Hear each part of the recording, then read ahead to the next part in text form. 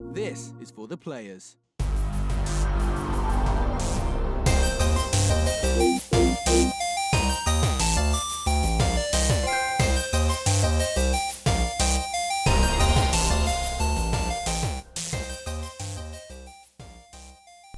I'm Ryan Betson. And I'm Paul James. And this is For the Players, the PopCulturists PlayStation podcast. Over 40 years of playing PlayStation and 10 plus years in that games media combined. I'd like to thank you for joining us for this PlayStation conversation. A little bit different this week, so it's an audio-only conversation this week. We'll get to that in just a little while.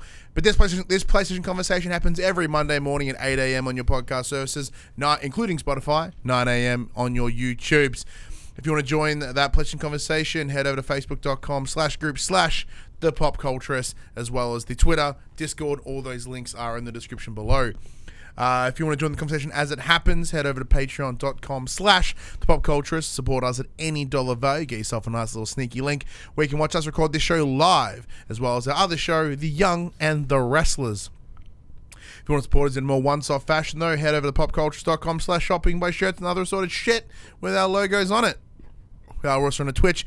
It's twitch.tv/thepopculturists. But yes, as you can already tell, there is no video this week. It's all audio. There was video, and it fucked up. Yeah, your computer went to shit, or your internet went to shit. So for context, for those of you that probably know that Josh is away for a couple of weeks, he's having a little bit of time off, probably come back after Death Stranding is what we're planning at this point. And I originally brought in our good friend of the show, VR Max, to come in and sit with me and do the show. However, he decided to get a kidney stone this weekend, so he's like, I can't come over, I have to pee a rock out of my penis. And I was like, ew. I hope you have pills for that because that's going to be incredibly painful. And he's like, they gave me oxys. I'm like, you're going to have a damn good time. And because of that late notice, I did reach out to Paul earlier today. And I was like, dude, I need your help. I need you to bail me out, please. He's like, what do you need? I'm like, I need you to help me record the show. He's like, I can't get to you. I'm like, I know. Is there a way we can get around that? So then we'll spitball. I mean, I don't think that part of the conversation happened. I think that all happened in your head. Yeah, it may have. And then you came to me. But yeah, I was like, I mean, you were right. I wouldn't have been able to make it. No, not a chance. Because we are recording. It's like fucking 9:30 on a Sunday night. I have to get this bad boy edited real quick. Thankfully, the benefit of audio, it's going to take no time at all. Piece of piss. So does this count as an appearance on the show? Since no one can prove that I was physically there. I don't know. Or did I just out myself? Maybe I am there right now. Yeah, you could have been. Everyone was like, oh, the camera broke up. But what the original idea was, record the camera on our side as we normally do. And I was going to superimpose Padge's head on where Josh normally sits. I'm waving my hands like I'm on video because I'm so used to doing video. But I just talk very with my limbs. Handsy. Yes, we'll put Padge here, but then fucking OBS wigged out, Chrome wigged out, my computer just ate shit for a while. I think I may have just broke the amount of RAMage it has. But that's right. That's all that technicality crap out of the way. How are you, Mr. Padge? Going well, very busy. Yeah, it's been a while since I've been on the show, and I suppose technically still not on the show, but yeah, on the show. I guess in the show would be the correct word here. Yes, I'm in the show. Yeah. But like the Matrix, right? That's true. Oh my, holy shit. There you go. There's the answer. But yeah, so we have seen your face around these parts. Like we have seen you in our PAX coverage. The best performing episodes, so cop that, buddy. So we talked about Final Fantasy and Doom and that sort of stuff. So post PAX, are you still positive about it? Like in terms of those games that we discussed? Oh yeah, especially, and I mean, you and Buddy were the ones that spoke about Avengers, but I've felt more and more positive the further removed we've gotten from PAX, just simply for the fact that I've had time to digest it. I was putting together an article for the website talking about and because I wasn't in your video, your viewers / listeners may not be familiar with this, but I played a behind closed doors demo that allowed me to play as Kamala Khan, or Miss Marvel, who they only just introduced the weekend before PAX at New York Comic Con. It was the first opportunity to play it. It wasn't a public thing. It was purely behind closed doors. And I got a pitch from Scott Amos, who's the head of the studio, and he kind of went through everything that was kind of discussed at E3, but he was actually able to give it the time of day, unlike that press conference where it was so rushed and we need to, we're touching on this and we're touching on this and touching on this and here's some gameplay, here's a trailer. Oh, look, Nolan North's in it. They just didn't give anything enough time to really breathe. He was able to sit there and, okay, cool, Nolan North's in it. Let's move on. We all like Nolan North. Let's move on. Here's how it's all going to work. And he was able to give us like a blow-by-blow and kind of really outline how the Warzone works, how that interacts with the campaign, all those sorts of things. I've come away... I was already incredibly positive off the back of that session, but the more I've kind of stewed on it and given it thought in just the couple of weeks post-PAX as I put together an article, I'm feeling better and better and better about the game. So it's gone well. Yeah, no, I'm in the same boat. Like, the more I think about what I played at PAX, I'm like, I'm still pretty keen for that. Like, obviously, as we discussed on the day, Final Fantasy VII. Yeah, Doom being pushed back. I'm like, ooh. But then, like, Final Fantasy VII, as we said, really won me over, and I'm still keen to check it out. But, shit, yeah, man. So, but those games are just so yonks away at this point. This week alone has been an incredibly impressive release of games. That's very right, actually. Yeah, from COD to Outer Worlds to MediEvil. But what have you been playing this week, Paj? So, been playing two things. I got a MediEvil code on the Thursday night. We were just a little bit slow to put in our request, and ultimately it just didn't quite work out for us. So we got one on the last minute. We still really appreciate all the support for that. Thank you very much for it. I've started playing it. I'm thoroughly enjoying it so far, more so than I expected, given I was fairly negative off the back of that demo. Yeah, you were. You were a bit bummed out by the demo too. But I'm starting to come around to it. It's still not. It's not going to be something that I'll be kicking back, going, "Oh, this is a game of the year candidate" or anything like that. And honestly, I don't think there's many people that are actually talking about it in that way. But I'm trying to be careful as to how committal I'm going to be here. I'm warming up to it. Yeah, so like I was in the same boat. So once again, similar to yourself, Paj, thank you PlayStation Australia for providing us the code for MediEvil. We did get it a little bit ahead of launch, which was awesome. And our review is up. It's been up since the embargo dropped, whatever date that was. Very good review, I might add, as an external observer. Thank you very much. So we're going to do that with our good friend Max.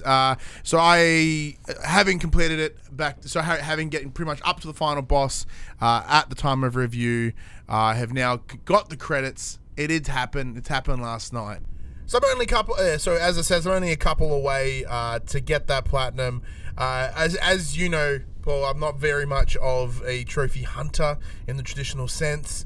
But when a game lets me tick off like 80% of it before I even finish it, I'm like, that might get me to cross the line, I think. Yeah, I'm not even that far along, but I'm thinking about it. So he's hoping. It's very easy. Yeah, it doesn't look like a challenging one. No, credit to the game, like, because it does have that old PS1 style, like, it is relatively simple. There are difficult moments, as we discussed in the review, and as you're dealing with right now. Oh, the Ant Queen. Yeah. Look, there were things that weren't purely the game that were conspiring against me on that one. So I was playing through it, the Ant Queen mission, the day of recording here, and just as I completed, like she'd kick my ass a few times. You'd warn me that she was a bit of a pain in the ass, and it is. It's frustrating design, that particular level. But anyway, I finally overcame it. And then all of a sudden there's a PlayStation Network outage, and it's just been random, intermittent throughout the course of the last few hours, but it dropped out literally as I finished there. So naturally I was freaking out as to whether they'd even let me finish the level, whether I'm going to have to do all that again. God knows what. We got over the line, everybody. Ah, fantastic. So like that was the thing. I was playing that, and I think that's one of the things I spent the most time on in the game. I was actually sitting with my kid at the time. And when I finally got across that line, I was like, "Yes!" And I jumped off the couch, like scared him, fist in the air. And no, my kid's like, "Oh, we did it!" I'm like, "You didn't do crap, but that's fine. We did it!" So we had that collective like jump out of the chair, which was awesome. But yeah, I was very happy to get through that, and then now, as I mentioned, get the credits today. So. Good. Can't Can I recommend you a game while we're talking about games we're playing? Yeah, sure. And you, the listener / viewer as well. Yooka has, most people have been talking about Yooka from a few years ago. It was a 3D platformer that was attempting to kind of replicate the glory days of Banjo-Kazooie from the folks who made Banjo-Kazooie. But in the last fortnight, they released Yooka and the Impossible Lair. It's a 2D platformer. Holy shit, this is a sleeper gem. Like, it's shot into my top 5 games of this year. Because I kind of fucking hated the first one. Yeah, I didn't think the first one was anything great either. As much as I love 3D platforms, it wasn't anything great. But holy shit, this is a masterclass what they've done with the 2D platformer here. Does it have the same? Yeah, but there's not much dialogue, just because the nature of what the games are. Yeah. Your 3D platformer kind of always had a bit more chatter because you would interact with other characters. They're there and persist in the world, as opposed to you kind of dodging enemies and all like the sort of stuff that goes on in a 2D platformer. So it's there, but far less of it. Yeah, because I did find that Yooka kind of went a little bit too hard into those older style games with that thing. 'Cause I'm like, oh, I want to punch this game really hard. Yeah, I could appreciate that about the first one. But no, this second one, it's actually what it's kind of implementing is one of these comparisons is a great game, one of these is a steaming turd, but it's implementing the Ghost Recon Breakpoint / Legend of Zelda Breath of the Wild sort of thing, where you can just go and attempt the final boss from the get-go. Awesome. And maybe hence why the game is called what it is. It's referred to as the Impossible Lair. You've got what's his name, Captain B, someone B. I've just gone blank on the name of the. He's a bee anyway, and it's like this 20-minute long. It almost feels bullet hellish at different points, but it's this ridiculously long platforming level, and then you take the bee on a couple times throughout.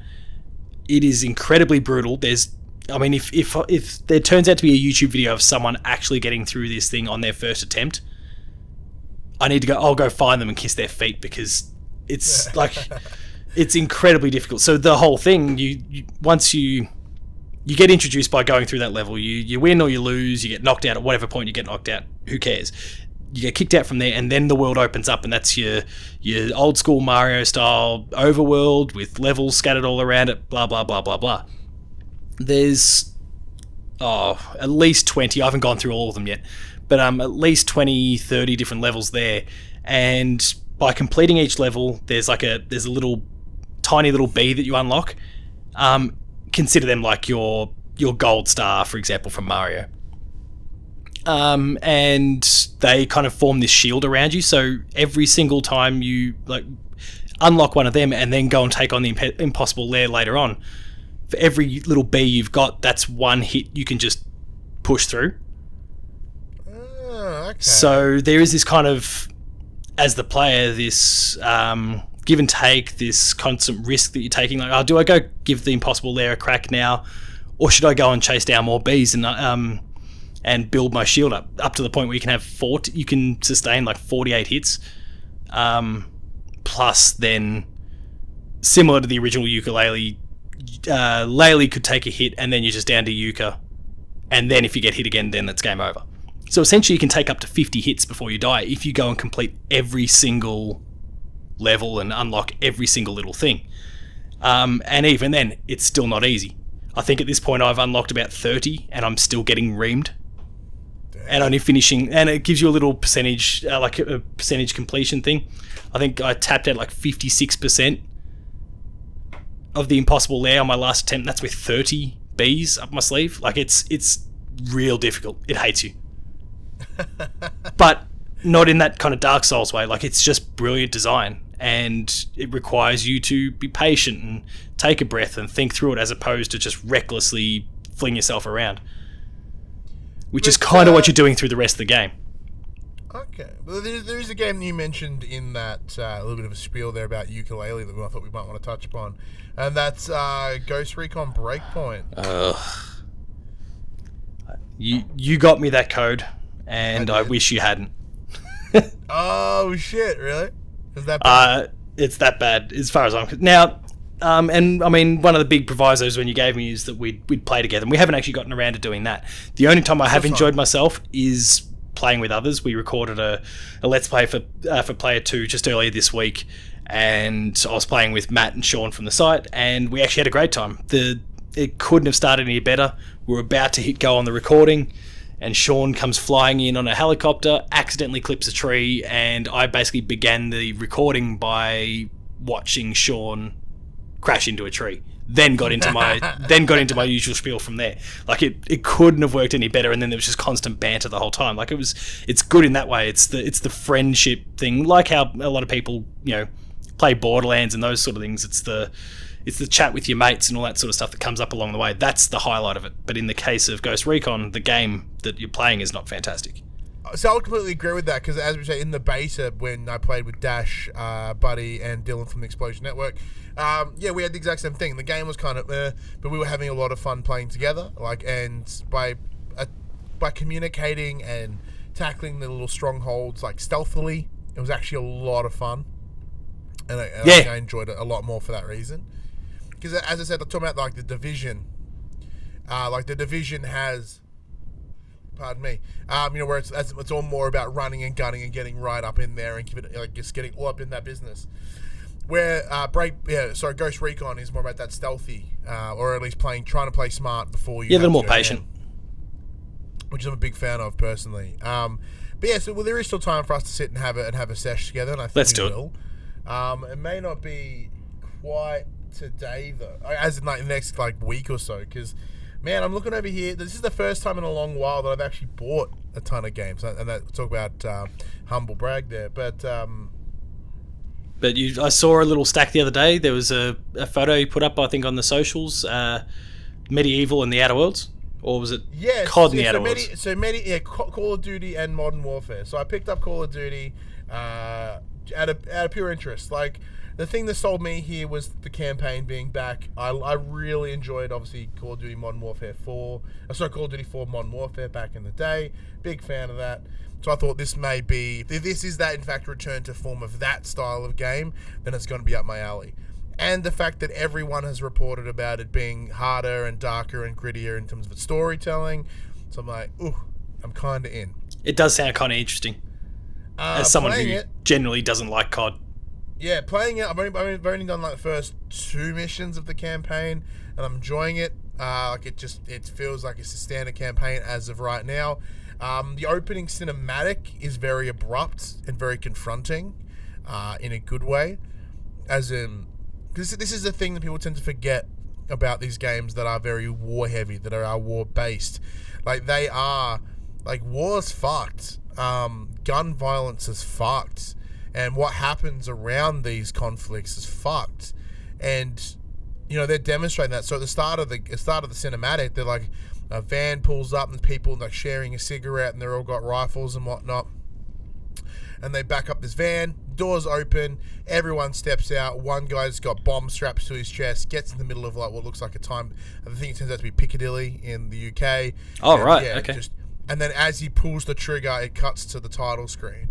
And it's this is very confronting, because as they walk out, there's people that walk past, and there's a mother and a daughter, or a mother and a child, sorry, and they look at this guy just as he, so they're not holding anything back.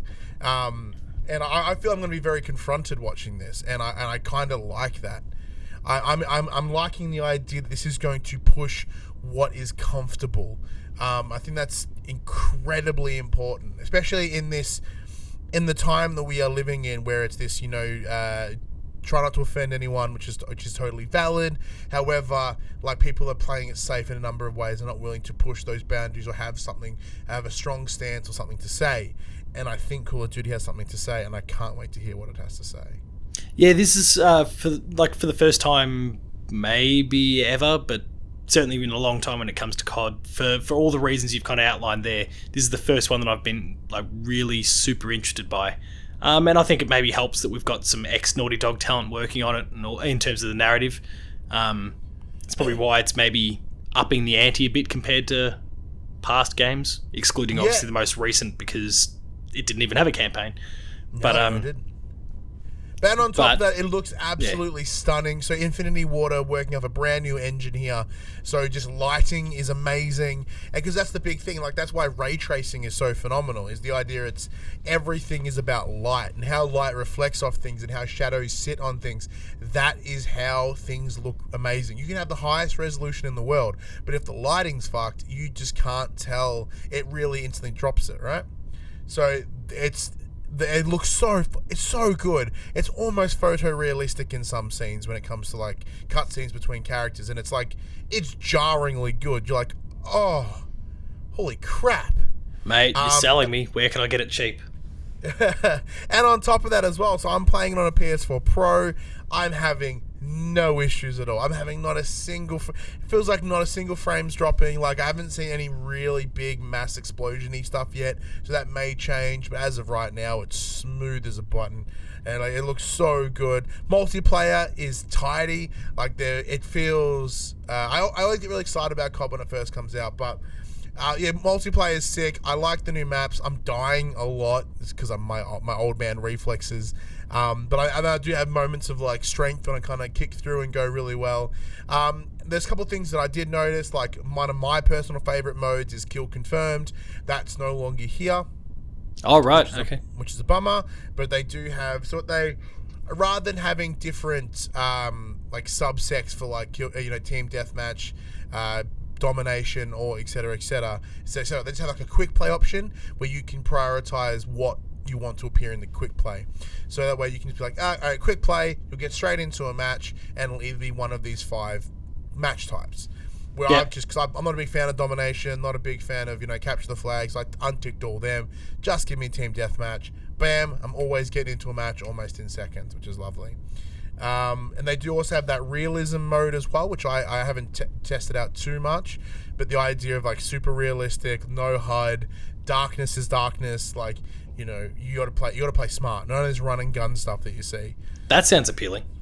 Yeah. If you do pick it up, Padge, we can totally play some together. I think it'd be really cool. I mean, if I get it, it's probably not going to be for a little while, because there's another big game that you've been playing that I'm also keen on starting. I think we're going to talk about that in a bit more detail later. That is true. That is the Outer Worlds. We'll talk about that a little bit as the main topic, because I think there's some questions there you'll have for me I might be able to, for sure, to answer. But let's get into the news this week. So this is the section we call Inform the Players, where we tell you about what happened this week in PlayStation. What have I got here this week? Let me have a see.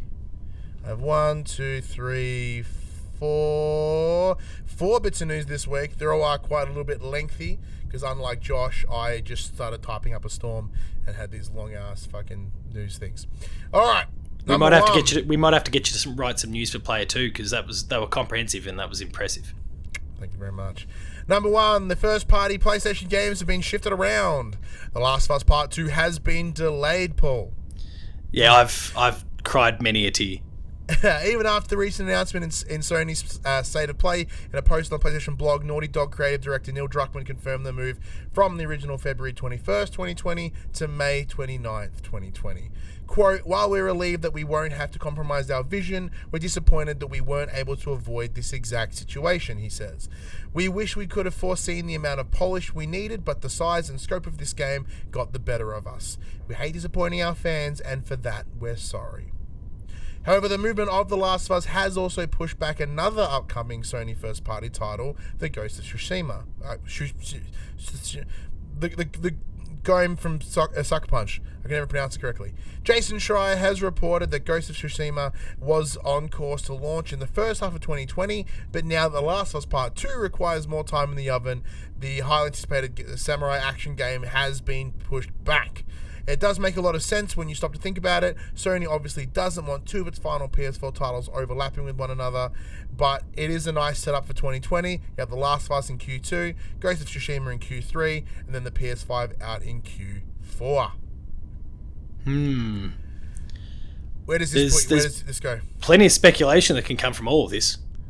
Load it up, man. Bring it in. What's the speculations? I mean, the first thing relating to the actual release date change, I can't for the life of me think of where I heard it, but it was only very recent, that there was some people who know employees of Naughty Dog, and just after the initial release date was revealed, they caught up with said people from Naughty Dog, and those employees were going, oh, like they were genuinely worried and concerned and stressed already at that particular point. Oh, so wow. It seemed like the initial date didn't sit overly well with some people, at least internally as is, and clearly got to a point where there was enough people on board with that, presumably the higher ups on board with that, and then they've said to Sony, well, we've got to kick this can down the road, like it's not going to be possible. Yeah, I think is good. My situation of like shit or get off the pot, really, as in like we need to give a date. Here's the date, and then people are more open to a delay rather than not being told at all. I think more open to a delay than perhaps ever before. I mean, yeah, there hasn't been. When it comes to the response to the delay, you've got the likes of myself, for example, who were shattered initially, but only because we're fans. Mm-hmm. And then as soon as that initial that sucks. You're like, it's 3 months down the road. The employees are happier. Blah blah blah blah blah. Like it's gonna be a better product for it. Like there's no reason crunch, to really less stress. Yeah. And in the space that we are in right now, people are very up in arms about crunch and all those sort of things. So yeah, for sure. This is a situation where it's like, no, this is totally valid. No, it's super cool. Don't worry about it. Real good. I mean, it was one of those things where it was just like, a little tear squeaks out at first, and then you're like, okay, big boy pants on. Like this is good news in a lot of different ways. The game will be better for it. The staff will be better for it. You can't really complain. Same idea with Doom. What's fascinating to me though about this actually ends up falling into what my original speculation was. I did not put Last of Us that early in the year. I thought it was going to be like sort of mid-year-ish, so this kind of sits right in that middle period as it just hits like the day before June. Yeah, I'd pay that. Then I thought Tsushima would be in that sort of Q3 window, and then PS5. So I'm happy that I got right by accident. I would have loved to have been wrong here. Would have really enjoyed The Last of Us in February. But this is the thing, like everything's so front-loaded in 2020. To space them out is obviously a good thing. And it's a situation of if I were Naughty Dog, I'd be like, well, the front of the year is so packed. No, why not just go a little bit?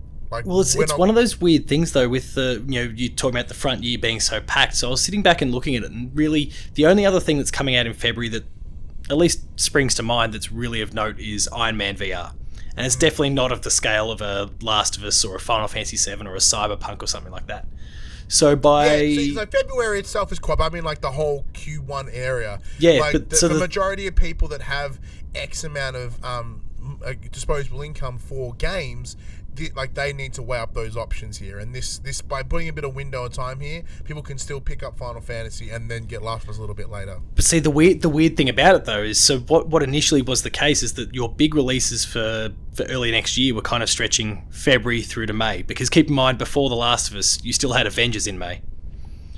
Oh yeah. What's now happened is that Last of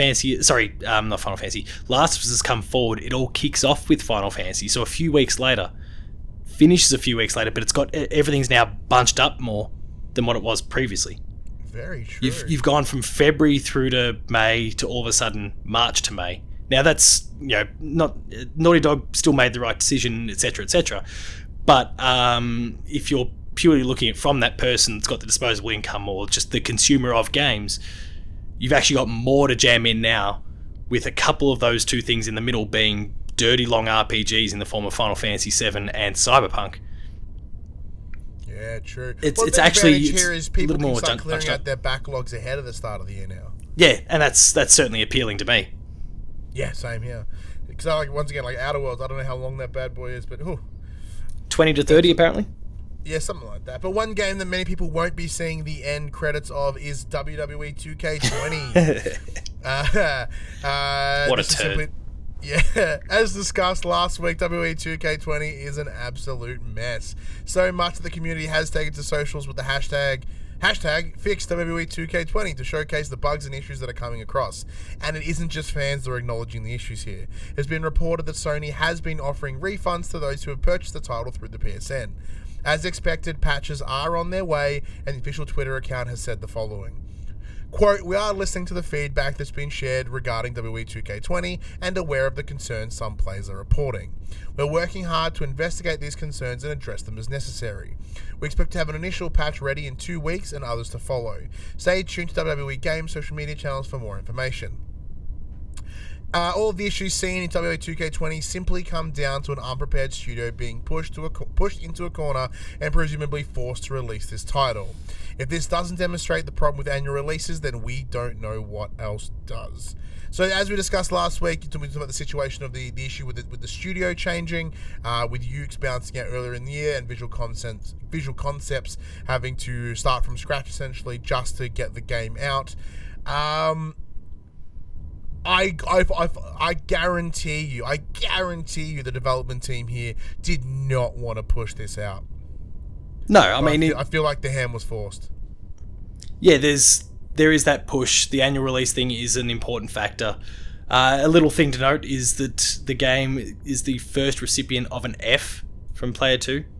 Understandably so. We haven't failed a game. What I really enjoyed was Matt's closing comment. He was the one that did the review for us. He said, "I would rather swim through a pile of Kane's sweaty undies than play another match in this game." I don't know who Kane is, but I'm sure they're real sweaty and that's gross. He's a big boy wrestler. Okay. He's Undertaker's that doesn't sound appealing at all, which says a whole lot about the quality of the game. But look, yeah, we've seen this sort of thing before. I've heard some people say, well, they couldn't possibly yank it off the shelves, blah, blah, blah, blah, blah. I'm like, they could yank it off the shelves or tell retailers not to distribute it. We have actually seen this sort of thing happen before. With EA's NBA, Yeah, back in 2010. Like, publications had reviews ready to go, and then they were told, don't publish, we're not releasing it. Yeah. So, and they could have done it. They totally could have, and I think they probably should have. The situation here is, as I mentioned last week, and I've only doubled down on my stance at this point. I played, we streamed it. It was a hot mess. And on top of that, you bailed. Yeah, we kind of bailed on it halfway through. And the problem, I guess not the problem that I have, is for what we do on The Young and the Restless, WWE, these games are incredibly important to the content we create. Like, we use it as our mode of predicting pay-per-views. Now, we will continue to do that this year with 2K20 because it'll be a fucking disaster and I can't wait. Like, when we do our predictions and it's like, Baron Corbin wins by Randy Orton disappearing into the mat. You know what I mean? Like, how are they going to put that into the real world? But it is a massive embarrassment and is a real shame. And it just understandably here, everyone's shouting at 2K being the problem here, and I think they guess they technically are as being publishers of the game. They would have helped push that date, but I do think the issue in hand here is WWE, because they are a corporation. They are huge, and they are about that bottom line. There's a reason they made like a $10 billion deal with Saudi Arabia because of the money. Like, regardless of all the external fucking human rights violations that Saudi Arabia have, they're willing to exchange money. And I think this is the same here. Like, they could have easily dropped this game, given it a year out. All it's done is done an incredible disservice to everyone that's involved in the game, everyone that's paid for the game. And in terms of, like, when I say involved, I mean, like, as I talked about last week, this is the time to showcase the women's evolution, the women's revolution. One of the best things to come out of WWE in the last year. It's the rise of the 4 horsewomen. Becky Lynch, someone that will go down as one of the most over wrestlers ever. And in the same vein of Stone Cold Steve Austin and the story of her, Charlotte Flair, Sasha Banks, and Bayley. It's such an awesome story that has been completely wasted on a shit show of a game, and it sucks. And it fucking sucks. Yeah, obviously don't have that connection that you do, just not being a wrestling fan, but I can appreciate what you're saying, though. It's such a bummer, man. Like, do I regret buying the collector's edition? Only sort of. Because, like, the things that came with it were kind of cool. And, like, as I said, I still get to make content out of it, so I'm going to use it for the next 12 months regardless. But it is a bit of a shit show. And then at some point, you'll thoroughly enjoy that whole, scroll across to it on your PlayStation, press options, delete, and watch it just vanish. Because originally my You do intention still have was that like, satisfying cool. moment. Yeah, so like I was like, cool, I get to delete 2K19, 2K20 will be my next game of choice, and it's like, I'm gonna have to keep 19 installed. I can't. It's just like granted, I can't justify it. I can't justify it at this point. That's a problem. But it looks as if fans of 2K aren't the only ones that are unhappy, as Ubisoft are also pretty bummed out right now. Ubisoft expect the recently released Ghost Recon Breakpoint to perform better than it has done. We don't have any clear figures to work with, but in the company's latest fiscal report, Ubisoft boss Yves Guillemot says that, quote, critical reception and sales during the game's first weeks were very disappointing, end quote. Breakpoint's predecessor, Ghost Recon Wildlands, turned out to be a huge hit for the publisher, so it probably expected a similar level of success. However, Breakpoint was not well received. Reviews were lukewarm at best, and its excessive microtransaction, coupled with its shoddy attempts at adopting a live service model, earned a damaging backlash from existing Ghost Recon fans, myself included. Clearly, negative word of mouth has had a significant impact. However, it's a steaming turd. However, in typical Ubisoft fashion, Guillemot states that the developer will keep supporting Breakpoint despite its poor start. Quote, as we have done with past titles, we will continue to support the game and listen to the community in order to deliver the necessary improvements. Ubisoft titles such as Rainbow Six Siege and For Honor immediately spring to mind, so the hope is that Breakpoint will eventually blossom, much like its predecessor. Now, to add on top of that, Ghost Recon Wildlands did start a little bit rough as well, but if you were to go play that game now and get it for like $12, their season pass, get all the DLC, it will cost you no more than like $30, and that game is fucking awesome. Like, that game has become something so amazing by the end. The day one game, though, was still infinitely better than what Breakpoint is, though, right? 100%. Like, yeah. We'll get to that I want to have a chat a bit more about Breakpoint just a sec. But finally, in this same report, it was announced that essentially all upcoming Ubisoft titles will be seeing a delay into the 2020-2021 fiscal year. This includes Watch Dogs Legion, Gods and Monsters, and Rainbow Six Quarantine. Yves Guillemot said that the delay was to give the teams, quote, more development time to ensure that their respective innovations are perfectly implemented to deliver optimal experiences for players. Now, with Breakpoint, as I said, my hopes were incredibly high for Breakpoint, and I've discussed this before, but they really fucked up here by implementing a lot of unnecessary additional RPG shit, which RPG shit's good, but I feel it was incredibly mishandled here. The inclusion of that live service attempt with the likes of the shared space and just having everything at a price is a real bummer. I myself never bought any of the microtransaction, nor did I feel tempted to do so. However, I am not the standard player. There are many people that would be tempted to jump on them, which is a bummer. Yeah, and they're getting screwed. Yeah. But you can really tell the game has been cut short. There are shortcomings within the game in order to make up for those microtransactions too, which absolute sucks. Yeah, the whole thing's been botched in a million different ways. It's not good enough. Look, I mean, Ubisoft has copped a little bit of heat for its monetization strategies in the last few years, but as far as I'm concerned, they've never been egregious. This is pretty bad.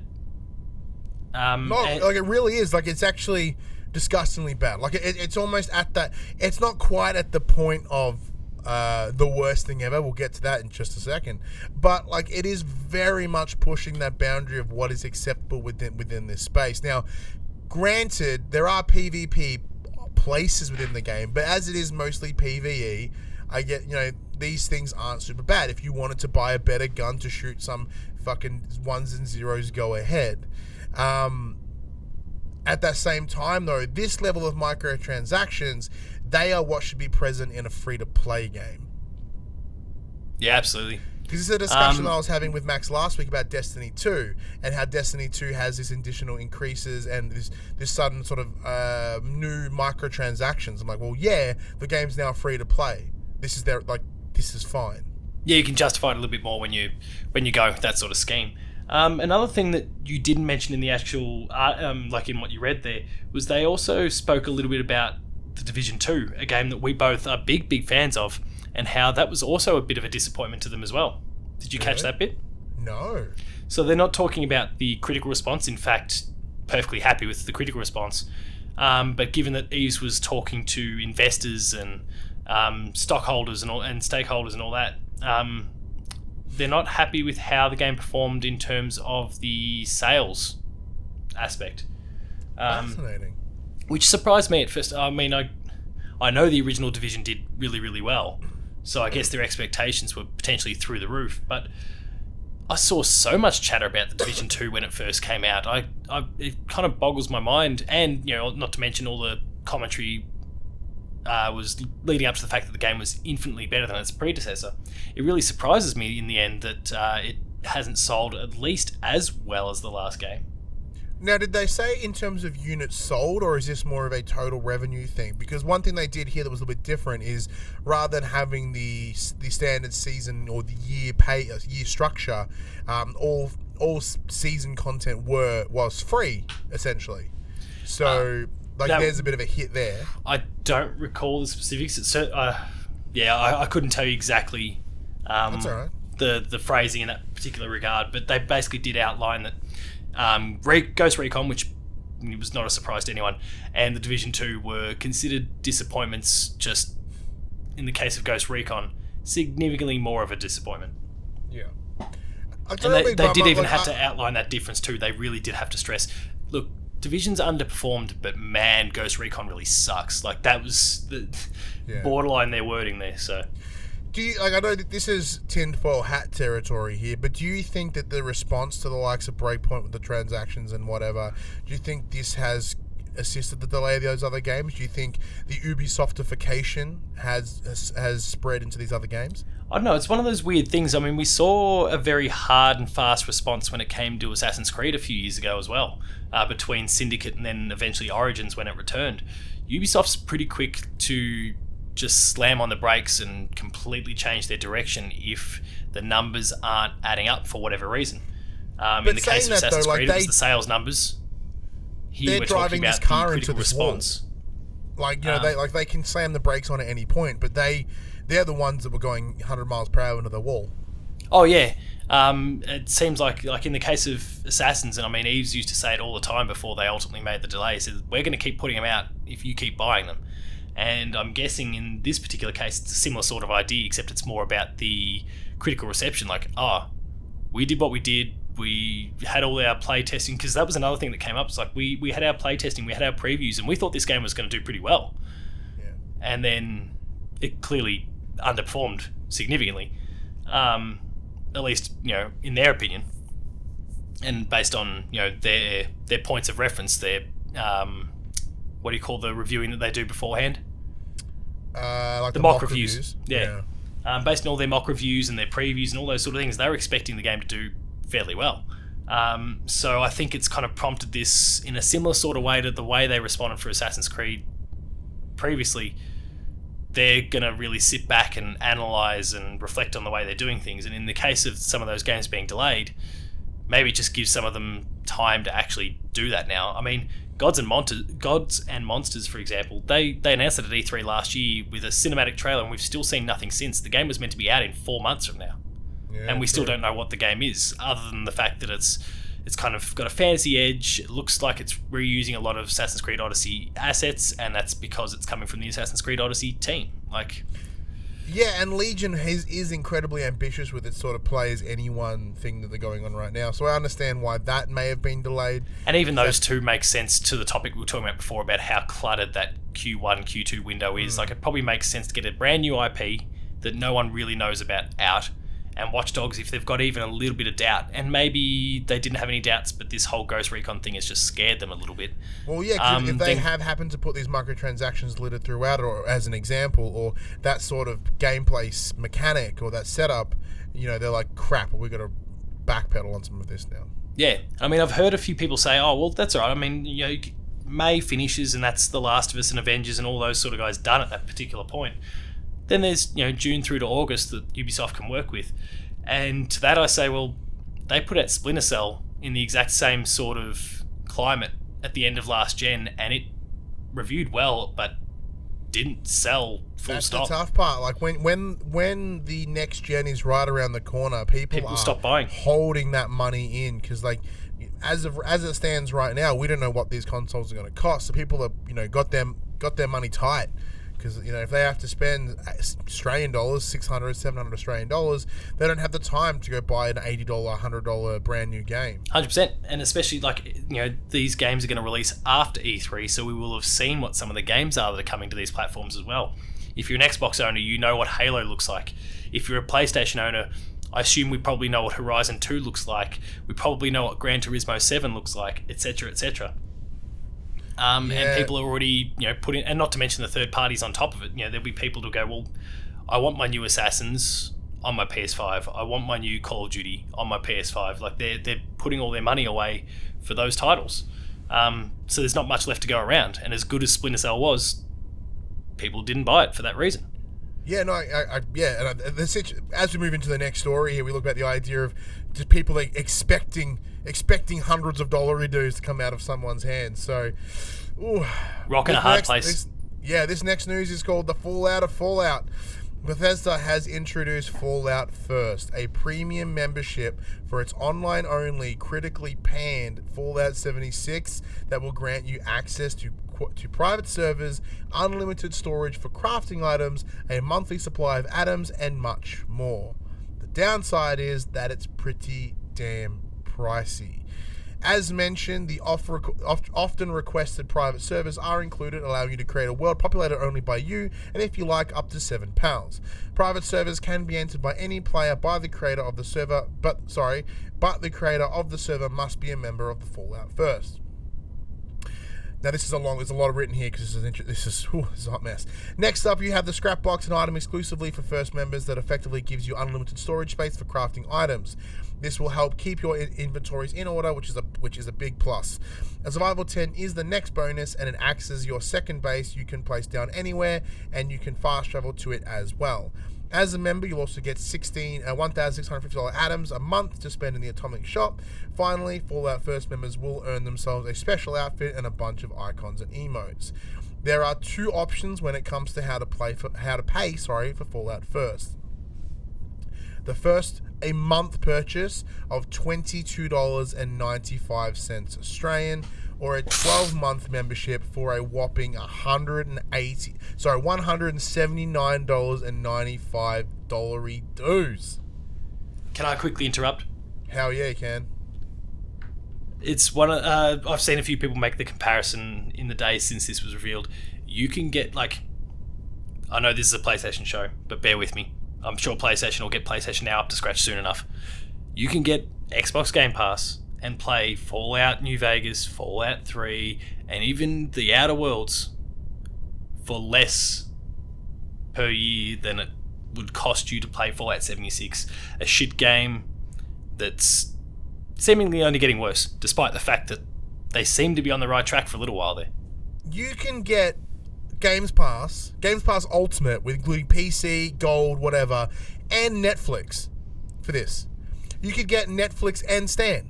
It's mind-boggling. It's baffling. It's I don't know what they're baffling, thinking. the prices here. And it's for a game, this is the thing, and what you're getting is not great. This is on the... we'll get through, then we'll start tearing this thing apart. And it doesn't even work as intended. Subscribers get access to something called the scrap box in the game, as we mentioned, which you can store unlimited whatever. Saying that, though, remember when the game launched, they were like, we don't have the server capacity to have unlimited storage unless you pay for it now, apparently. However, apparently it's bugging out for some players. Instead of keeping all of your scraps safe, the box just goes ahead and straight up deletes it. Private servers aren't even really all that private or unique to you. You aren't given your own exclusive map, you are just assigned one temporarily that's empty. So if you leave, guess what? All your camps, everything, gone. And as you get one that just happens to be free, it's possible to get one that has just been used by another player, leaving you with no spawning high-end creatures or loot. As with all things Fallout 76, the game's newly announced premium service has a... I copied and pasted a little bit here.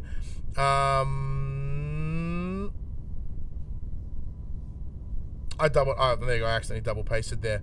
But even better is the incredible story about this one angry Fallout fan, right? So Bethesda have neglected to purchase a few key web domains ahead of release, announcing Fallout first.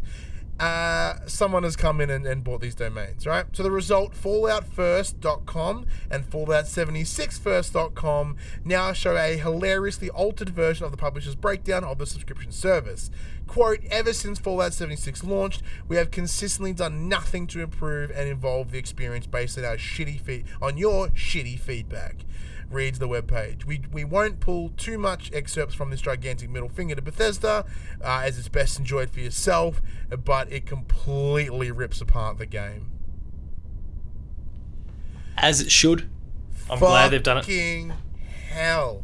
It is genuinely baffling. So look, all this Fallout First, right, is on the back of them announcing that they are delaying the Wastelanders DLC, the one that brings the much requested NPCs into the game.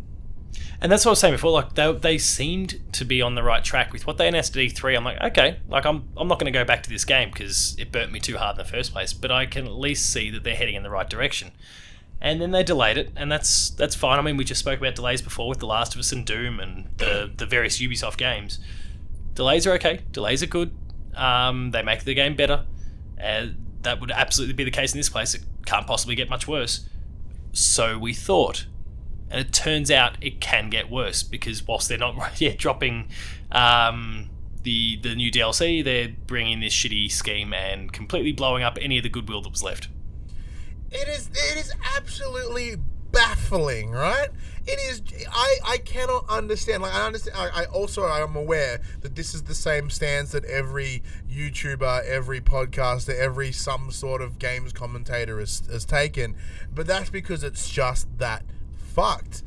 Like, but is Ubisoft? Sorry, not Ubisoft. Bethesda. They're in a bit of a rut at the moment. Let's step back from Fallout 76, which is horrific at the moment. I spoke about it on little plug on an episode of The Insider that I did for the Player 2 YouTube channel this week, and like, it's not just this problem that they're having. I mean, there was Wolfenstein Youngblood and Cyberpilot. You've got Rage 2. Rage 2. You've got Ikumi Nakamura, who literally 2 months prior was up there promoting Ghostwire Tokyo. It was looking fantastic. She was, for many, in a lot of people's eyes, one of the best parts of E3, and then she walks out on the company among a whole host of other things. Like, in a space of 12 months, they're not in a good way. Not looking good. And I mean, these things happen. We just spoke about Ubisoft kind of are happy and willing to make hard changes, and it just seems like Bethesda aren't willing to do that yet. They're just knuckling down. They're hoping maybe they can ride it out. They're hoping that id will carry them through, which with Doom Eternal that might help, certainly based on our play experience, might help the perception of Bethesda at the moment. And then they're just crossing their little fingers and hoping that Todd Howard's going to save everyone with Elder Scrolls 6 and Starfield. Well, Starfield's coming first, and Starfield is essentially a space RPG, which the Outer Worlds is. Yeah. So they've already fucked themselves in a couple of different ways. They released an incredibly subpar Fallout game after the everyone. I was genuinely ecstatic for Fallout 76, and then I played it and I was like, I was willing to forgive some of its shortcomings. And then they announced all the DLC, and I'm like, okay, you know what? Maybe it's not too bad. But this is absolutely just I don't have the words to comprehend this. Because this is apart from them doubling down on a broken game and not fixing it, like, it's almost as if they have literally just given the finger to anybody that has said anything about this game. They're like, look, we had our internal roadmap, and regardless of what you think, we're going to hit those beats anyway, because fuck you. And, like, if they were to bring in this subscription service, as I said earlier, like, if this game became free to play and then this was part of it, that's better. That's okay. They're like, look, we've delayed Wastelanders and we know that sucks. We're incredibly sorry. However, the game is now free to play, and we do have this service for those that are interested, for those that want to help support the game between now and when Wastelanders comes out. Wastelanders will become a paid DLC, even though I'm pretty sure they said it was going to be free the whole time. But, like, maybe it's free if you get the subscription service, something like. There are ways they could have tackled this smoother. Like, even the one I Anything just said would have is been still smoother than shit. what they've done. But this is so bad. And on top of that, everything that they're delivering within that paid subscription model is broken. It's not even correct. So it's like, hey, please pay us money, and you don't even get what you pay for. It's almost as though they had this little piece of news queued up on their back end for a few weeks, maybe even months. And when they realised that they had to delay the DLC, they didn't realise that they still had this scheduled to publish. Yeah, almost, right? and then it's gone out there and they've gone, oh no. They've fired the intern, slapped some around. It should have said 2020, not 2019. Like, for a company as big as Bethesda publisher, right? Publishing, like, not Bethesda Softworks, Bethesda as this big, gigantic thing, right? Yeah. For a longest window of time, these games were literally untouchable. Anything that came out of Bethesda was almost like a seal of approval, and there was everyone had this such positive attitude coming into it. I was that guy. I was super stoked at anything Bethesda would release because I really enjoyed that setup, right? As it stands right now, and we'll get to it in just a moment as well, the Outer Worlds literally makes everything they do shit. Just in the Except what of, it like, does. Except for, in terms of Bethesda Softworks, yeah. Like Oh, Fallout, yeah, sorry, right. Even Skyrim, like, what they've done here is they've been able to deliver a similar style game in terms of the world, the setup, without any of the jank. It looks fucking awesome. Like, it all they've done, all this shitty stuff about Fallout has actually just made the Outer Worlds look even better again. Now, I was one of those people when, like, the Outer Worlds, the trailer released, and everyone's like, hey, eat our dick, Bethesda. I'm like, come on, mate. Like, just, can't we have two things that are nice? Like, why do you have to do this? But now I'm on that other side. I'm like, fuck them. Rub it in their face. Rub it in their face that this game is much better. And if anything, I mean, as someone who... Look, I'm not a big Fallout guy regardless of Fallout 76, but I am a big Elder Scrolls guy. And what I kind of hope is that this is the combination of what is going on with Fallout 76, the fact that even Fallout 4, for as good as it was in the eyes of many, is still fairly frequently criticised for basically just being Fallout 3.5. Mm-hmm. I hope that all these criticisms are really stinging over at Bethesda Softworks themselves, stinging Todd Howard, stinging everyone else that kind of makes the real decisions, and that they come back really, really hard with Starfield, Elder Scrolls 6, whatever the case may be. Because, especially in the case of Elder Scrolls, I really, really want them to succeed. It's really the only thing out of Bethesda, and excluding id titles, that I actually enjoy that they do. I've kind of realised as I kind of started picking through everything for the video I put together the other day that I really don't like much of what Bethesda does, save for those two things. But I really hope that it just lights a little fire under their ass, gets them back in the game, and then when they come back with those two games, when they come back with a new Fallout and whatever they ultimately do with 76, that they're in the game, they're making smart decisions, they're making consumer focused decisions, and that's how they got to where they are now. And if they pivot quickly enough, they can get themselves out of this problem as well. I don't know. I think their reputation as a company is busted as it stands right now. They are in the same space. Like, they may not be EA levels, but I do think that, like, the recovery time on what's happened here and what the last 12 months of Bethesda has been, I truly don't think that they can recover. Not for a very long time. Like, the 24-hour news cycle works in its ways. For the most part, a lot of us had forgotten about Fallout 76, and I guarantee you when March 20 comes along and Doom comes out, and it, again, based on our experiences with the game, let's try to extrapolate that a little bit and assume that it reviews very, very well. People will forget about it very quickly, and all of a sudden Bethesda are everyone's favourites again. Yeah, no, I disagree. And people by and large still fail to separate Bethesda from Softworks, from the studios themselves. Yeah, that's why I disagree. It's a Bethesda game, and so people will pick up Doom and go, "Oh, it's a Bethesda game," and it's awesome, and that wipes a lot of the mud away, I should say. But doesn't this actually scare you about Doom Eternal? No, because we've had our time with it. We understand how that works. This is the thing, like the gameplay itself. But I'm talking about all the additional crap they've been putting on. Like, you know, I know we're using that argument again. The microtransactions, Fallout 76 littered with them. You know, Wolfenstein Youngblood was littered with them. And like there was some systems within that game that were fucked and just not good.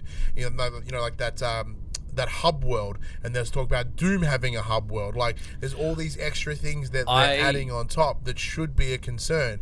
I see them as red flags personally. I'm still going to get Doom because I played it and the game's fucking rocks, but I see them as red flags, but I also look at id as having that same sort of prestige internally as, say, a Naughty Dog, where they can dictate terms a little bit to the publisher themselves. Especially now that, like, modern id post Doom 2016, like, because they themselves, you know, kind of went through a bit of a rut there. Doom 3 wasn't overly well received. They worked on a Doom 4 that was kind of based on Call of Duty, and it didn't really work out. They threw it out and they built Doom 2016. Like, they went through a rough patch themselves for a while there, but they are one of those prestige studios, just like, say, your Naughty Dogs of the world, and they get to dictate terms a little bit. And I suspect that Bethesda would have pushed for the game to hit its November release date, and they pushed back and they got what they wanted. Pretty much, but that's maybe I'm you know a bit of a what's the word I'm looking for? I'm expressing far too much confidence in them. I don't know, but I'll back it in. Yeah, look, it's not the problem here, and I think that's certainly the case. But you know, who knows how much the control of overarching is thing. But we've gone really long just on this news section, man. So we're gonna keep pushing through. So next up is the quick bits. We got 1, 2, 3, there's a ton. The next Arkham game has had another rumored name. It's currently rumored to be Batman Arkham Legacy. I remember it being called Batman Arkham Insurgency back in the day. So that's an interesting change. I mean, I'm keen. Yeah, I'm still keen. It's just fascinating that the name has changed. Could that potentially mean that the reason it's taken so long is because they've had to refresh it at one point? Possibly. And talk to me about this next one, because I hadn't heard about this. So there are rumours that London Studios' follow-up to VR Blood and Truth is a VR adaptation of Horizon Zero Dawn. Now, there's unsubstantiated at this point. However, the rumor mill is that it isn't like a straight-up adaptation of the first game. It would be something within the universe. But that's all that's kind of going around. There's not a lot going around. It's just kind of a little bit here and there. But it has me excited. I mean, I guess they're both European studios. Yeah. London Studios have done amazing stuff with VR. Blood and Truth is fantastic. I think that it would be in the right hands if they were to make that decision. Oh, for sure. Media Molecule co-founder announces an interest in bringing Dreams to other platforms. Makes sense because they need to sell copies. The leaked PS5 V-shaped dev kits are in fact real. They have been substantiated by numerous photos, so that's baffling. Darkside of Genesis will release on PC and Stadia on December 5th, 2019, with all other platforms on February 14th, 2020. Weird little space there. And Sony San Diego's MLB The Show 20 hit shelves on March 17th, 2020. Man, I think I need to play Darksiders on a PC. Oh, I know, right? It makes me feel sick. Yeah, like, look, if there is some exclusivity, that's fine. It's only 2 months. It's not super gnarly, but still weird. Still very weird. Yeah, I can't get around it, but whatever. I can appreciate it, and I'll be patient. Yeah. I probably won't be playing it on February 14 because it's Valentine's Day, and I should probably be looking after my wife, doing something nice for her, preparing a meal, etc., etc. Some smooches and stuff, you know. That's the one. But geez, I'm glad, because wasn't there speculation at one point that Last of Us was going to come out that day? I would have cried if that was Valentine's Day or some other. How to get out of that one. But that's enough of the news, Paul. Let's have a chat to the players about the Outer Worlds. Tell me everything you've got, because I haven't had a chance to start the game yet. You are playing it. So the Outer Worlds is the latest game from the newly Microsoft acquired Obsidian alongside Private Division.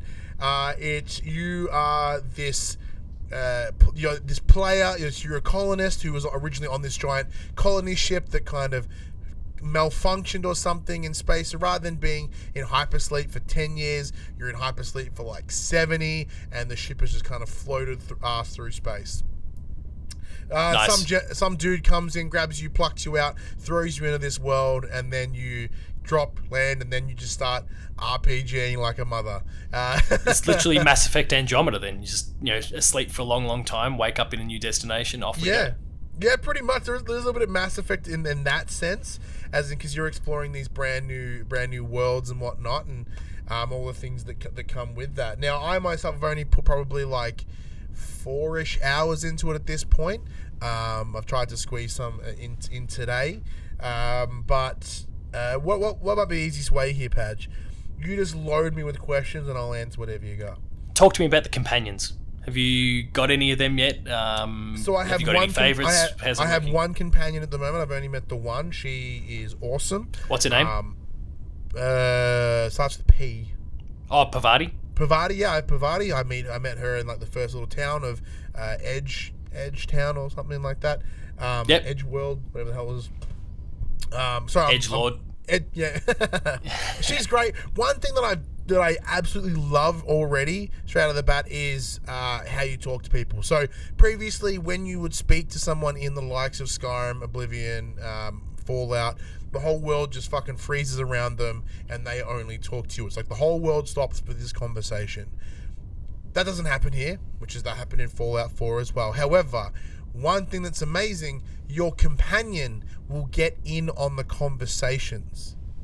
Yeah, I did hear about some of that sort of thing, because they could outright disagree with you, for example. Yes, as the NPCs talking to you, they may then look to their right, your left of your screen, and then just start talking to your companion, which is awesome. And then you can then talk to your companion, add something to it, and then go back to the NPC. It's absolutely fantastic. Rather than having them being some mindless person that walks around with you, gives them a bunch of charm and a bunch of extra. It's awesome. And it kind of forces you to massage the relationships a little bit, and maybe even be careful about who you're bringing with you, because there'll be characters that fundamentally might disagree with the way you're about to conduct yourself, so you just don't bring them with you, so there's no conflict. Spot on. Now, because you can have upwards of 2 companions that walk around with you on your adventure. Now, I haven't done them yet. This is just what I've seen. So that's pretty rad, because as you do have this little ship that's yours, you have a crew on there, and you can pick and choose who you want to come with you. So right now, I'm in the process of getting a new reactor core thingy for my ship. I'm about to have this big moral choice ahead of it, which is pretty fantastic. Talk to me about... I actually don't know how I'm going to do that choice. Oh, yeah, okay, right. That's awesome that you can still be kind of a little bit confused, unsure of yourself at this particular point.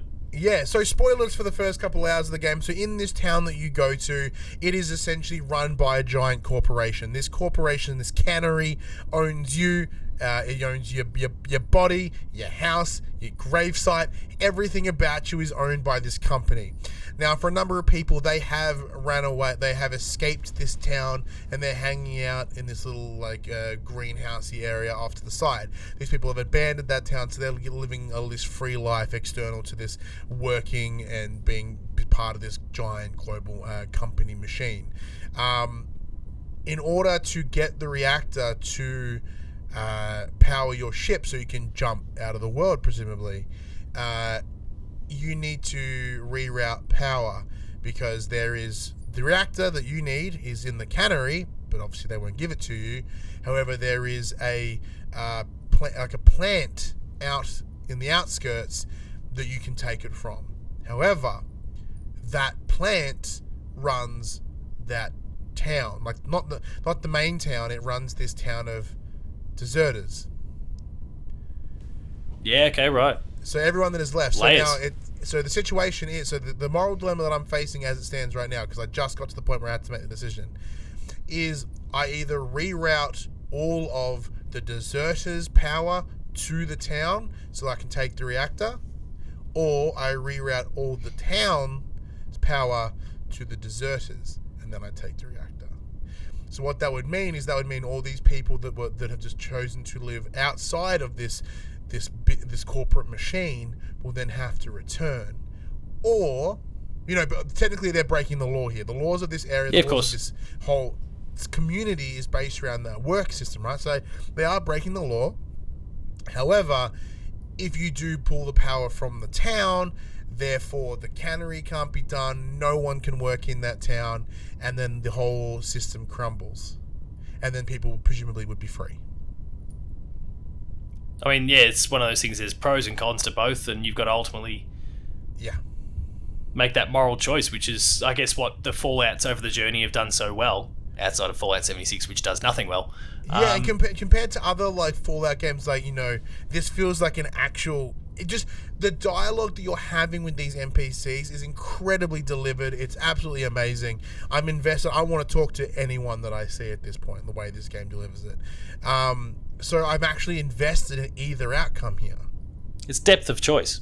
That's probably one of the big things here. Is as opposed to the old binary, you know, I do it or I don't. There's grey. There's pros and cons to both sides, and they're all things that you need to weigh up. And then when you add the companion factor you were talking about before, and the fact that they could chip in and potentially blow up a plan you were working on because they flat out disagree with it or whatever, and you know, there's layers and layers and layers here, and it's really, really interesting. Because you even talk to the companion, and she's conflicted about it. I'm like, fuck, I thought you were going to help me. Yeah, you're supposed to be my Navi. Tell me what to do. But yeah, no, it's amazing at this point. And just in terms of that, like, now majority of what I've been doing right now is because I love this world, or at least this first planet that I'm on.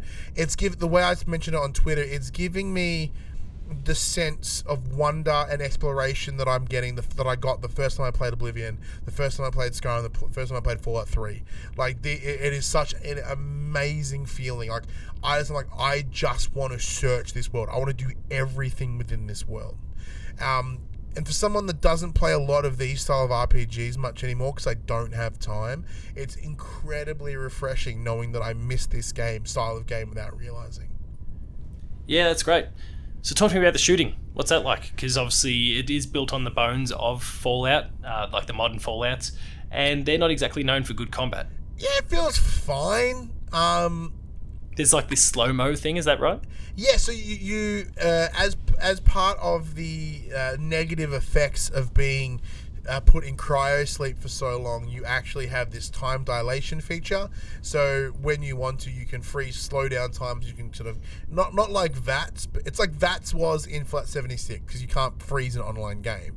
So everything just slows down. Right. You can make pium, but you don't shoot super fast like you do in VATS. It's just kind of like you can aim your shots a bit better. I haven't used it all that much at this point. I don't know why. Just haven't. Almost kind of forgot it was there. But the shooting itself is fine enough. Like, I'm not writing home about it. It's not like a Borderlands 3 or an id game or something like that. Exactly. So, like, the weapons that I've found so far, they're relatively simple. It's just like, here's a light pistol, here's a light assault rifle, here's a regular assault rifle, here's a shotgun. What I'm finding, though, it really doesn't feel like the guns have punch. They don't have power. Like, I'm unloading bullets into someone. Like, I'm standing next to them with a shotgun that's been modified to have, like, electric bolts. I'm having to put, like, 6 shots into them. You know what I mean? Like, that's the one problem that I'm having right now. I wouldn't say they're spongy. And I imagine as I find better weapons, it will likely change. Yeah, you just got to go through the grind for a bit longer. I think that might be the case. So, like, these... You know, I've gone to the store and I've bought better things and intentionally to try to see if that changes. And like these, I'm like level 4 or 5 right now. So, and if I'm having to like pelt all these bullets into something already, I'm like, fuck, I don't know what that means later on. But, because that's something that I have heard. So, from Josh, actually, he said once he went to the second world or second planet, it feels as if the difficulty just spikes. Oh, okay, that'd be rough. So you might want to spend a bit more time on, I think it's Edgewater. Is that the name? Edgewater, thank you. Edgewater, that's what it's called. Thank you. So you might want to spend a bit of time there, really just kind of grinding a bit before you leave. Well, that's the thing. I'm enjoying doing all the side quests and whatnot. So I'm probably going to do more side quests because it's fun. I mean, it could just be simply, and he's not here on the show, so he can't defend himself. Maybe Josh is just shit. That could be the case. But if anything, it's more likely that I would be shit, and so maybe that is the concern. We'll have to wait and see. Look forward to next week's episode, everyone. Yeah, it should be exciting. But yeah, so in terms of so the shooting is fine. The game looks great. I played it on the 2 separate TVs that I have here in the house. The one in the lounge is a bit older. The one here in the studio is a bit nicer. The colors are a bit better here. It's a bit crisper. It looks fantastic on this TV here. Like when you start looking at horizons and there's a big ass planet in the sky, it's kind of like what I feel No Man's Sky was going for, like with all the bright colors and just sort of planets in your skyline, that sort of stuff. And then ultimately, it fell flat in that regard. Yeah, it really did. Character models look good. They're not super realistic. Like, they're realistic enough, but they don't have that Bethesda Softworks jank. Like, the lip sync isn't all stupid. It actually looks remarkably good. Man, you're selling me. I mean, I've got it via Game Pass because I don't... Man, I've been talking about Xbox more than I've ever talked about Xbox in this show before. And I don't want to sound like Josh with the whole, I'm getting it on Xbox, traitor. But Games Pass is so effing good. I can't argue that. No one can argue that. Well, it's just one of those things that I'm a little bit cash deprived at the moment, so I made the logical decision to get it for like $1 as opposed to 80. But it's also the sort of thing where if I do fall in love with this game, if I see there's being any chance that I might go back and replay it, then I'll just go and pick it up on PlayStation. And that's sort of where my thought came from as well. Like, I could pick it up and play it on the Xbox too if I wanted as well, but I chose not to. You can claim it for work, right? I can claim it for work, actually. That's a good point. And the other advantage is, we get X amount of codes a year. I was like, I can buy a couple of games. Yeah, it's pretty easy to justify in that regard. Yeah, because I don't get Fancy Pants Collector's Edition like you do, Padge. I was going to pick up a standard, so it's not too bad for me. Right.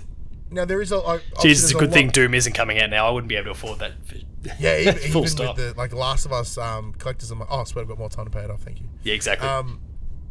Yeah, I'm really, really interested to see where this goes, actually, for Outer Worlds. Is there any more questions in terms of follow-up games, is that what you mean? Or you just talking about in just where this game keeps going. Like, right. As of yet, I've not done any space stuff. I'm still on this one planet. And, the big marketing pictures are all about this ship blasting into space and whatnot. I'm like, what is the space? Yeah, I've heard the whole time on the ship too has got that really awesome Mass Effect quality about it too, apparently. In terms of strolling around the deck and speaking to your pilot and your other companions and those that are just working on the ship, like that. Apparently, that whole part of the world that's not actually a world, but just your vessel to travel within it is apparently fantastic. So, man, I need to get to this game nice and quick. I need to finish MediEvil as fast as possible. But Ukulele needs to stop kicking my ass. The storytelling here is on point as well, and like it is funny, and like there is interesting satire in here, or at least mild social commentary that I really like. And unlike Borderlands, which is like, hey, hey, funnies, look at all the funnies, look how hard we are trying to be funny. Like, there is a dark humor funny here. Like, it talks about how there was a gentleman that this is about to get dark, committed suicide because he's overworked. But under the structure of this company, and as the company owns you, therefore you are company property. Therefore, that is damaging company property. Onto his children. All you've done is vandalize company property. Right, okay. Yep. Therefore, as you are no longer there to pay said fines, your next of kin or closest relative is required to pay those fines for you damaging company property. Yeah, that's a pretty dark sort of. It's super humor, dark, but it's just this. It is a commentary on like this corporate culture and corporate structure, and just how these big companies just slowly fucking consume everything. And it's just on top of that as well, it's just all these different layers. And as of stands right now, it's great. Like, I've had some obscure chuckles. I'm like, they really can't have just used that in a good way. Where like, watching Borderlands, it was like, it was just cringe and cringe and cringe. Like, the storytelling here, I'm finding is incredibly impressive. Oh, jeez, I can't wait to get to this thing now. I hope I haven't hyped it up too much for you. That's the problem. No. I'm itching for it, and it can't be as bad as Fallout 76. That's true. You have any other questions for me? Not really. I think it's one of those things, without having dabbled with it at all, I don't know what to ask. I mean, you've spoken about how it looks gorgeous, the shooting, which is an important thing when you when it's built by people responsible for Fallout, and then most recently Fallout 70. New Vegas. You've spoken about the companions, which was certainly one of the big things that I wanted to learn about. I think you've kind of hit on all the really key beats at the moment. And the rest of it, I think, is the sort of thing, from what you're describing, it's the sort of thing which, like, if that all sounds good to you, go out and discover it. Yeah. Make your own story in this world. And this is still first impressions, of course, because, like, there's a lot more game here that I haven't even touched upon yet, that I know I haven't touched upon yet. So I'm expecting my opinion to change, either grow or alter, and that's what I'm looking forward to as well. And as we mentioned like earlier in the show, like, Starfield wants to be a space RPG. The Outer Worlds is a space RPG. And this already has done... if anything, it makes Fallout, like, worse. It makes it look so bad. As much as I love Fallout, just even 76, not 76, 4, like Fallout 4. Fallout 4, as big commentary on the time, was that it felt like it was made in a vacuum. Like, none of the team looked around to see what was coming out. Like, they didn't see The Witcher done this. They hadn't seen this team done that. What are you saying, sorry?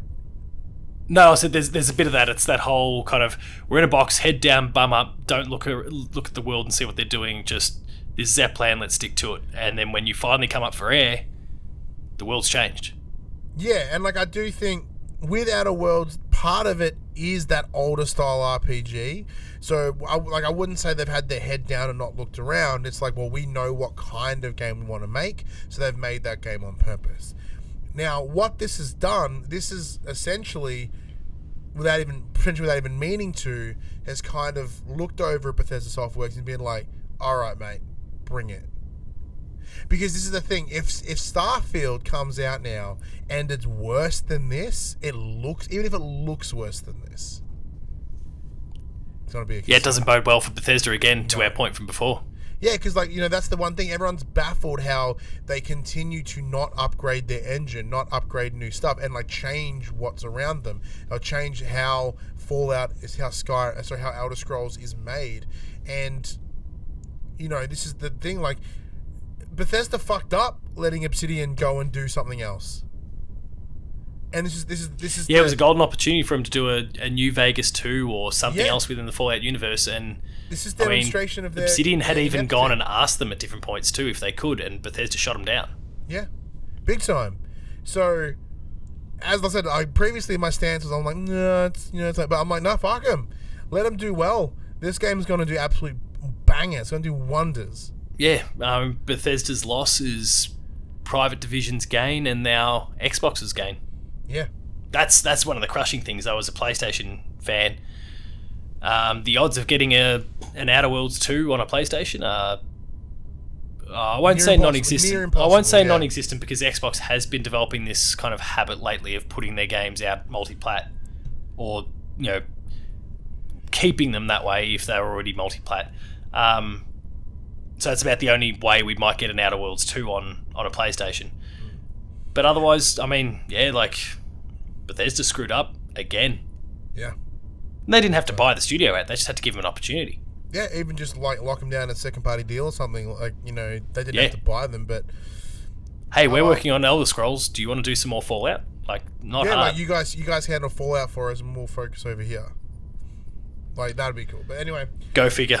We've gone real long today, so, like, we'll wrap this bad boy up. Let us know if you at home, if you have checked out the Outer Worlds, if it's something that you're enjoying it, you're hating it. Let me know in the comments below. I'll be sure to jump in there and have a chat with you.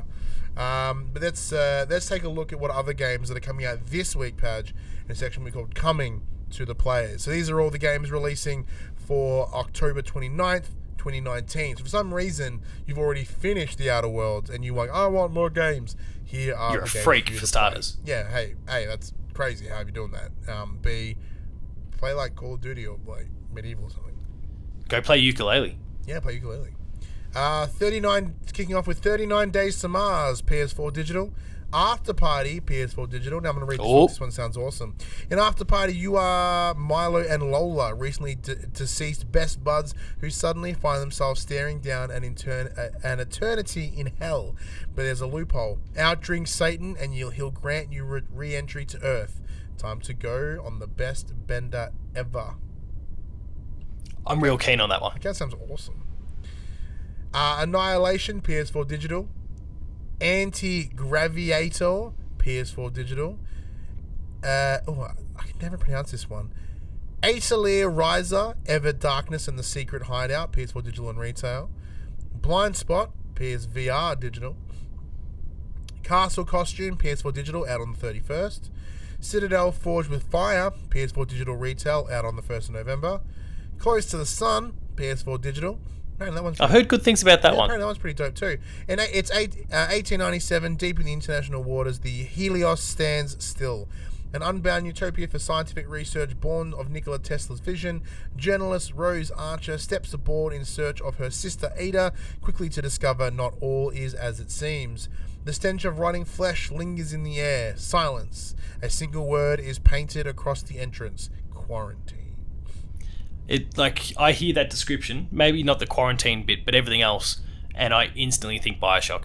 Yeah, even the logo itself is very Bioshock. It's almost the exact same font. So, because there's a lot of Bioshock feels in the Outer World. So, if you're a Bioshock fan, maybe this might be up your alley as well. Might keep an eye out for it. Yeah, well, yeah. If it's not too expensive, I'm gonna jump on it. Cool Painter. That's Paintr, no E for some reason. VR Deluxe Edition, PSVR Digital, out on the 30th. Delta Squad, PS4 Digital.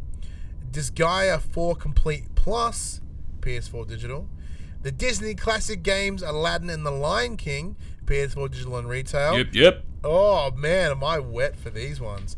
Two of the most beloved Disney games of all time make their long-awaited return to modern consoles in Disney classic games, Aladdin and the Lion King, featuring multiple game versions, in-game rewind, museum features, and more. I love both those games growing up, like so much. I'll get around them. I'll get my ass kicked by them again, especially the Lion King, but whatever. Those first 3 levels of Lion King are brutal. Dusk Diver, PS4 Digital, out on the 29th. The Forbidden Arts, PS4 Digital, out on the 1st of November. Ghost Parade, PS4 Digital, out on the 31st. Wait, what the fudge? Harvest Moon Mad Dash, PS4 Digital. How did I know about this? And how have I not made fun of it having Dash in the name? Go solo or take along a few friends in this fast-paced farming frenzy. Harvest fish, milk, and more as you fulfill orders to complete each level. But watch out for molten lava, raging boars, and other obstacles. Can you and your friends try to clear all the levels to restore the broken lighthouse? Sounds like a mobile game. Holy shit, they've literally created Harvest Moon Overcooked. Holy crap, that's a good point. That's how it reads to me. There's got to be a video. I got to check this one out. I'll check it out later. But yeah, Harvest Moon. Awesome. Lost Artifacts Time Machine, PS4 Digital. Miles and Kilo, PS4, PS Vita, Digital Cross-Buy. QUICKBITS Quest, PS4 Digital, out on the 1st of November. Spirit of the North, PS4 Digital, 1st of November.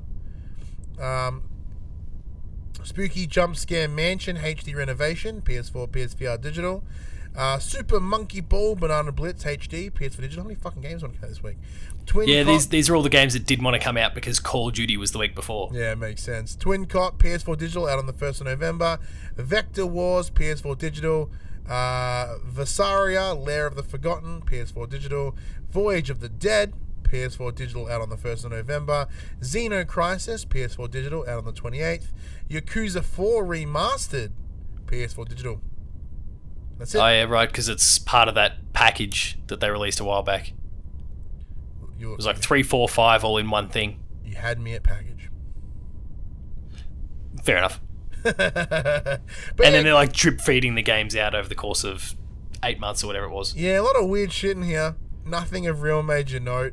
I wouldn't even recommend Harvest Moon because I guarantee it's some poopy mobile game. Because the last one, Light of Hope, whatever it was ball bag. Hot trash. Yeah, so I'm really disappointed. But I think the big one is probably the Disney classics. Bit of nostalgia. Well, I mean, there is Close to the Sun and there is After Party. Yeah, so there's a couple of standouts, but it's just drowned out by a bunch of shit. No one wants to go too hard this week because A, there was Call of Duty last week, and B, this coming week, there's Luigi's Mansion 3 on the Switch. Yep. You and your damn Luigi's Mansion. Love that little guy. You sure do. That does bring us to the end of the show. So before I do the usual spiel, Padge, thank you so much for joining me in this weirdly audio-only version of For the Players. So for those of you at home, we will be returning to our regular video format next week, hopefully. Hopefully Max has pissed out that rock and he can come and party. Yeah, thanks for having me on board. There's a lot of stuff going on over the course of the next week or so, so please keep an eye out for all of it, especially the Player 2 Marathon, which is next weekend. Yeah, give a shout out to that, brother. We're looking to raise over $4,000, and we keep setting our bar higher and higher and higher because every single year people keep eclipsing the goal that we had previously set. So this year we've set the threshold of $4,000. We're looking to raise that for the Terry Campese Foundation. They support a whole host of hospitals and other kids' charities and whatnot within that kind of, not specifically our region in Victoria, but kind of the Canberra, Southern New South Wales region. They do some great work there. It's a 24-hour gaming marathon that we're doing, as we have the last few years. So twitch.tv/player2au for that one, where I'll be driving up for it. We'll be hosting it on our channel as well. So for any reason, if you forget, you spot it on our Twitches, you can go over in there and check it out. You're a champion. You know what? But thank you very much once again, Padge, as we bring it to the end of the show. Because this PlayStation conversation happened on a Monday morning at 8 a.m. on your podcast services, including Spotify, and on YouTube at 9 a.m. If you want to join that the wrestling conversation, that's right. If you want to join that PlayStation conversation, head over to facebook.com/group/thepopculturists, Twitter, Discord, all those links are in the description below. If you want to support us, I forgot what the thing is, yeah. If you want to watch us record this show live, head over to patreon.com/popculture. Support us at any dollar value. Get yourself a nice little sneaky link where you can come and watch us record this show live, or, well, normally, different circumstances this week. But if you want to support us in a more one-stop fashion, though, head over to head over to popculturists.com/shop. We can buy shirts and other assorted shit with our logos on it. We are also on twitch.tv/thepopcultures. And one thing I always forget to do, if you have enjoyed this video, if you have enjoyed this show, be sure to like, maybe subscribe. And if you you did it. That's right. If you're on a podcast service, maybe give it like a star rating of your choosing. I'm not going to tell you to do 5 stars. You give it what you think it deserves, mate. No. As someone who is an outsider to the show, give it a 5-star review. Exposure always helps. It certainly does. And yeah, maybe for written review, if you are so inclined, to be much appreciated. It's well and cool to make this show, but it's awesome if it gets out there to more people. And that also includes our wrestling show, The Young and the Wrestlers. Last week we were able to spend some time with WWE superstar Kofi Kingston. That review will be going out first on wellplayed.com.au because they allowed that to make that possible for us. They sent me out to go have a chat to them, so no complaints there. So yeah, I'll be sure to link those in the socials all this week. Wellplayed.com.au. Go keep an eye out. It's been absolutely fantastic. But until next week, I'm Ryan Betson. And I'm Paul James. And that was For the Players.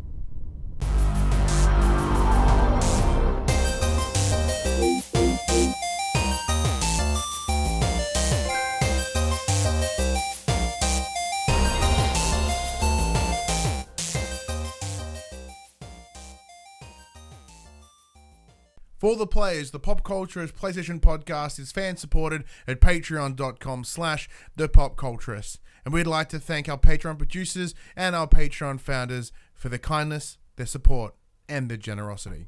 Our Patreon founders: Alpha Ferret, Craig O'Flaherty, David Chataway, Jesse Stevenson, and Jacob Garner. And our Patreon producers: AJ Abatomi, Damien Holdies, Kyle Dunn, Lee Wintershoven, Nathan Massetti, Paul James, Pure Mongrel, and Sean Levitt.